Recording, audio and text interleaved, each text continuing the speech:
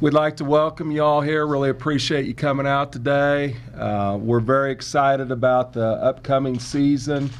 Very optimistic. Our young ladies finished on a very high note last year, winning 9 out of their last 10 and playing 6 games at home and win the WNIT championship. We feel very good about how our practices have gone thus far, and really like our group. I think it's a team that is very close on and off the floor. I believe we have some different pieces to the puzzle that will enable us to be successful this year, and we're very anxious to get started. Any questions?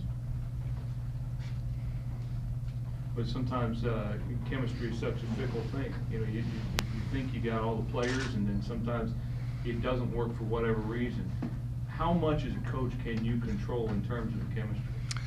Well, I think that's important in how you recruit too, and the type of people that you bring in, and what type of background they come from. And we've been pretty successful at bringing in really good kids that have come from successful situations, and I think you control that mainly through how you recruit. What pieces of the puzzle do you feel like you have this year that maybe you didn't have? Well, I think we're better 6 through 10. We returned 5 starters, and we've strengthened ourselves 6 through 10, and we've added some people that can score off the dribble. That's something that I think was a weakness last year, and we've added some people that can create off the dribble and create their own shot. 11 girls on the roster, is that where it stands right now? Correct.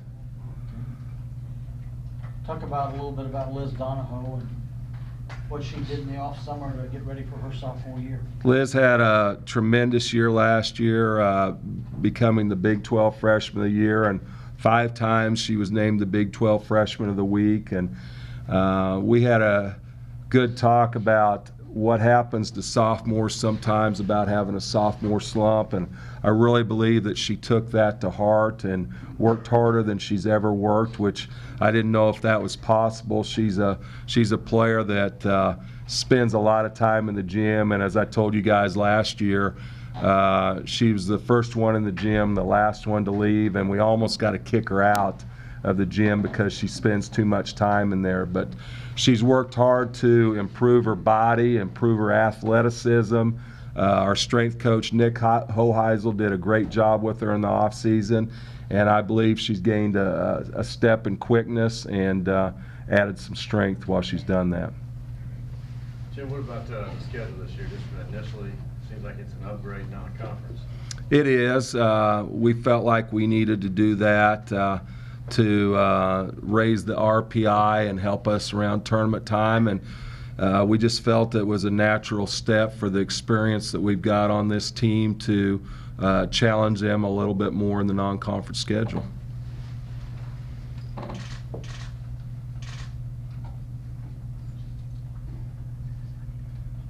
Coach, you mentioned recruiting, obviously having a great finish to the end of the season last year. How much did that impact that? Did you feel like it really springboarded you into this next year?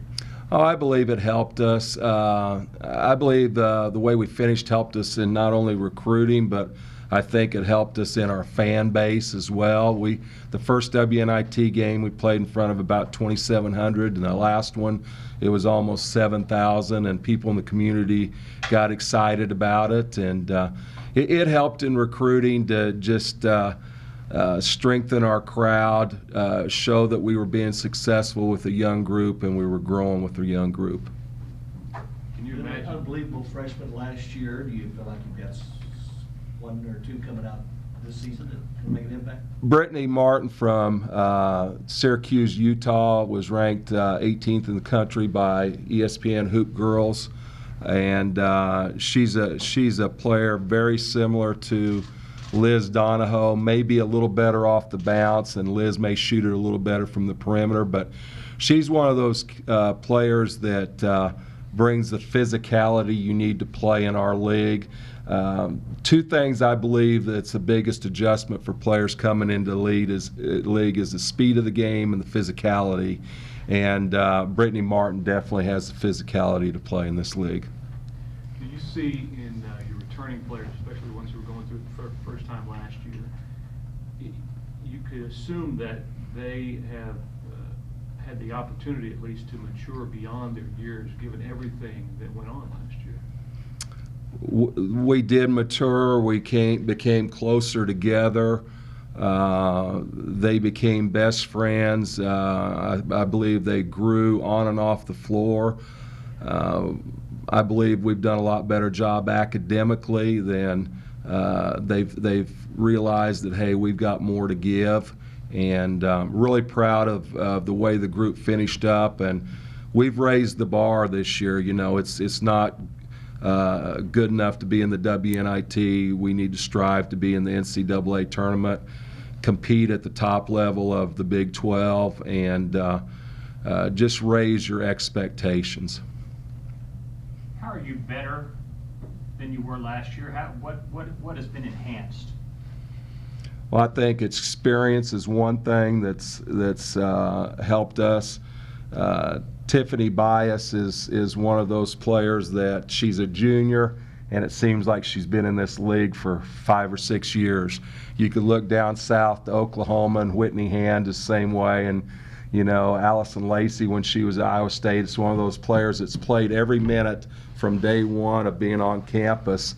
So the experience that she brings, all the experience that Jordan Schultz and Liz Donahoe got, Tony Young becoming healthy, Kendra Suttles is playing better, and LaShawn Jones is going to emerge as being a good player for us as well. I also believe, Dave, that we've got better 6 through 10. Our bench is going to be better this year. And as you know, you can't play with 5 players in this league. You got to be able to count on some people making very positive contributions off the bench. Jim, what about this league? I mean, we all know players, but got everybody. You know, Rex, we're better, but that doesn't equate to wins in this league. You've got to go out and play, and Baylor returns every starter. OU returns every starter. It's just a league that is very experienced, and a lot of teams return key people. KU returns a lot of people. I believe that Iowa State returns 4 starters as well. So we've gotten better, but the rest of the league hasn't regressed either. I mean, it continues to be the #1 RPI conference in the country, and I think you'll see a hit in the conference after this year with a lot of significant players moving on. But this year, it's an experienced league that knows how to win. Jim, were you surprised you'd beaten Missouri soundly here in the regular season finale, then had turnaround playing again in Kansas City? Thought was you were probably in the NCAA, so you won that game, and then you didn't. You ended up in the WNIT. Given all that you had been through as a team, did it surprise you how well they played and bounced back to the WNIT? And as you thought back on that, did that give you some inclinations about what this season might be like? We challenged our players that we're not going to stop. It would be awful easy to win one game in the WNIT and say, okay, we've had a good year and we've been pretty resilient and we've handled some adversity, but our players wanted a lot more than that. They were not only playing to finish last year, but they were they were playing to get ready for the next year. We used it as a springboard to get us to this season, and I'm very proud the way they finished the season and how hard they played the last 6 games. What's maybe the 1 or 2 things that they were able to do from a playing standpoint in that run that was part of that improvement in getting ready for this year? What did you see in those games maybe that you didn't see in other games? Well, we became a lot more balanced as the season progressed. In the last 10 to 12 games, we made a conscious effort to get the ball inside and have balance between an inside and outside game. We started getting to the free throw line a lot more not only in the WNIT, but the last 5 or 6 conference games. So we really locked in as a coaching staff and tried to instill it into our team that we want to be a team that can score inside, outside, and at the end of the night have 4 players in double figures. And when we got in that run in the last 10 games, that was the formula that was successful for us. We have time for one more.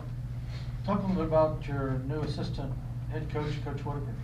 Very blessed to have her here. Candy Whitaker comes to us from UMKC.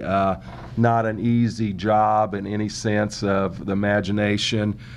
She finished up there with 2 20-plus win seasons. She was in the finals of their league tournament, was 1 shot away from getting to the NCAA tournament. Just very dynamic young lady in terms of recruiting and coaching on the floor. She played for a legendary high school coach in Canyon, Texas, named Joe Lombard, that I think his career record now is like 1,400 wins and 100 losses. And she played for him, and then I was fortunate enough to coach Candy at Seward County in 1998 through 2000, and then after she left our place, she went on and played for the legendary Marcia Sharp at Texas Tech. So she's been in a lot of good programs, has been able to formulate her opinion and on how the game should be played, and very fortunate to have her here. All right. Thank you all. I'll have the girls in here shortly. Thank you, guys. Thank you. Appreciate you coming.